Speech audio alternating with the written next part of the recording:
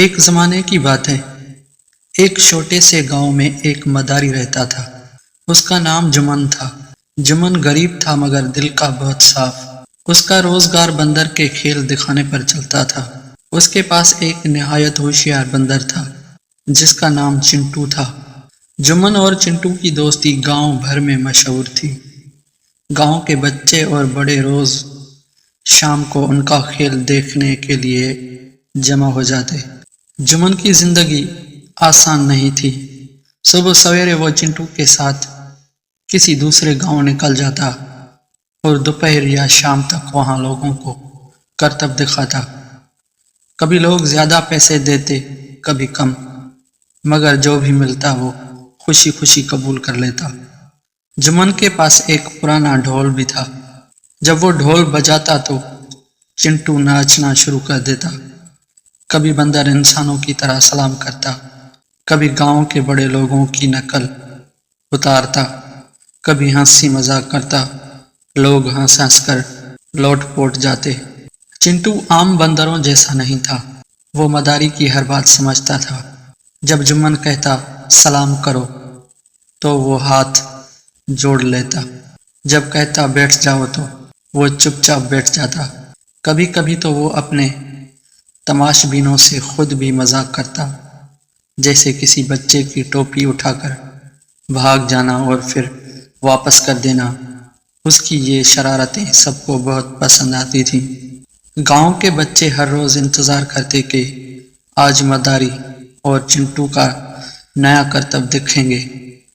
بچے اپنے گھروں سے چپکے پیسے یا کھانے کی چیزیں لا کر جمن کو دیتے تاکہ وہ کھیل زیادہ دیر تک دکھائے۔ بچے چنٹو کے ساتھ کھیلنے کی ضد بھی کرتے، مگر جمن جانتا تھا کہ اگر چنٹو زیادہ لوگوں سے کھل مل جائے تو کھیل کی چمک کم ہو جائے گی، اس لیے وہ اسے قابو میں رکھتا۔ اگرچہ لوگوں کی ہنسی اور تالیاں جمن کو خوش کر دیتی تھیں، مگر حقیقت یہ تھی کہ اس کے پاس کھانے پینے کے لیے بہت کم ہوتا۔ بعض اوقات وہ خود بھوکا رہتا اور چنٹو کو پہلے کھلاتا۔ وہ کہتا چنٹو تم میرے دوست ہو، میرے ساتھی ہو، تم خوش رہو گے تو میں بھی خوش رہوں گا۔ چنٹو بھی جمن سے بہت پیار کرتا تھا۔ جب مداری تھکا ہارا سڑک کے کنارے بیٹھتا تو بندر اس کے کندھے پر چڑھ کر اس کے چہرے کو ہاتھوں سے سہلاتا، جیسے کہہ رہا ہو غم نہ کرو ہم ساتھ ہیں۔ ایک دن جمن نے سوچا کہ کیوں نہ شہر جا کر کرتب دکھائیں، وہاں زیادہ لوگ ہوں گے تو زیادہ کمائی ہوگی۔ اس نے اپنا ڈھول سنبھالا، چنٹو کو ساتھ لیا اور شہر کا رخ کیا۔ شہر کی چمک دھمک دیکھ کر جمن حیران رہ گیا۔ بڑی بڑی عمارتیں، ہجوم، شور اور بازار۔ اس نے ایک بڑے چوک میں ڈھول بجانا شروع کیا۔ تھوڑی ہی دیر میں لوگ جمع ہو گئے۔ چنٹو نے ناچ شروع کیا، پہلے سلام کیا، پھر الٹی سیدھی حرکتیں، پھر لوگوں کی نقل۔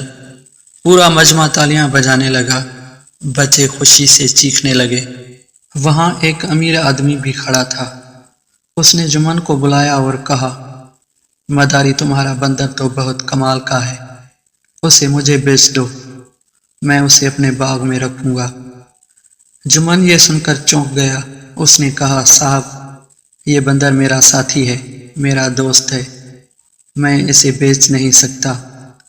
امیر نے پیسے بڑھا دیے مگر جمن نے صاف انکار کر دیا۔ لوگ حیران رہ گئے کہ ایک غریب آدمی اتنے پیسوں کو ٹھکرا رہا ہے۔ رات کو جمن نے چنٹو کے ساتھ کمائی گنی۔ بمشکل کھانے کا خرچہ نکلا۔ اس کے دل میں خیال آیا کہ اگر میں بندر بیچ دوں تو ساری غربت ختم ہو جائے گی۔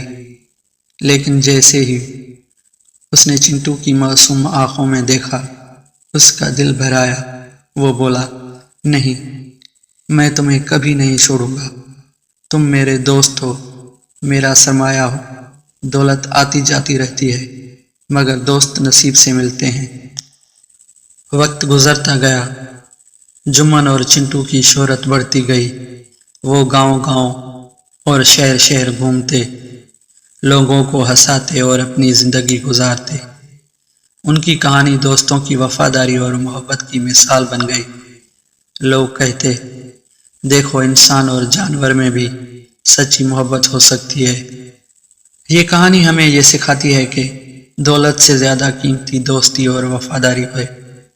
جو دوست دکھ میں ساتھ دے وہی اصل دوست ہے۔ خوشی بانٹنے سے بڑھتی ہے، چاہے وہ انسان ہو یا جانور۔